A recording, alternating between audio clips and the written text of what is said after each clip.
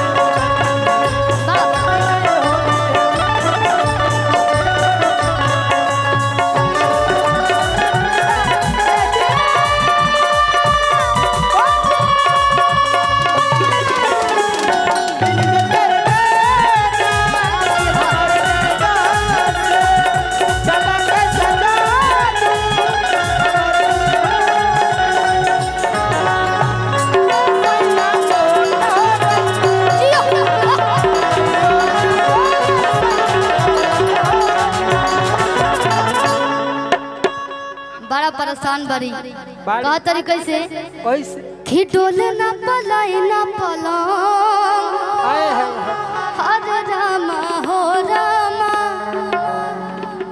एगो समस्या रही तब न कि सुतलो ना बने उनका संग हर रामा हो रामा।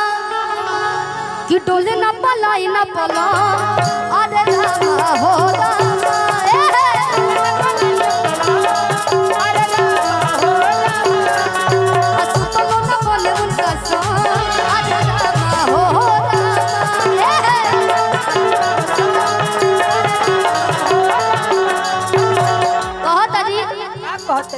करे कौन हम पैया होए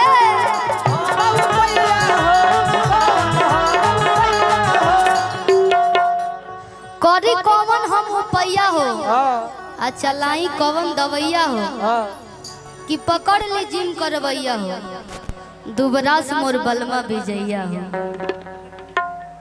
अभी ढेर मोट होखलो गुनाह बा, ढेर पातर रहलो गुनाह बा भैया।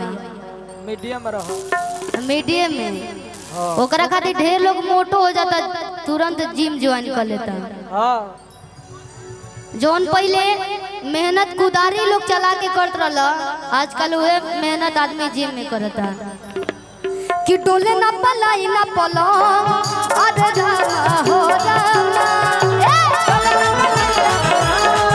अरे रामा हो रामा, सुतलो ना बोले उनका संग, अरे रामा हो रामा।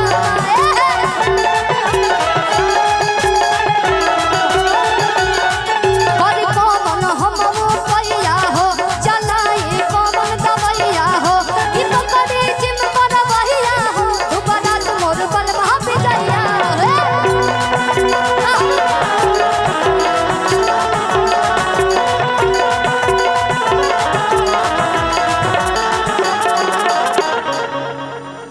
कि पहिले रहले हमका,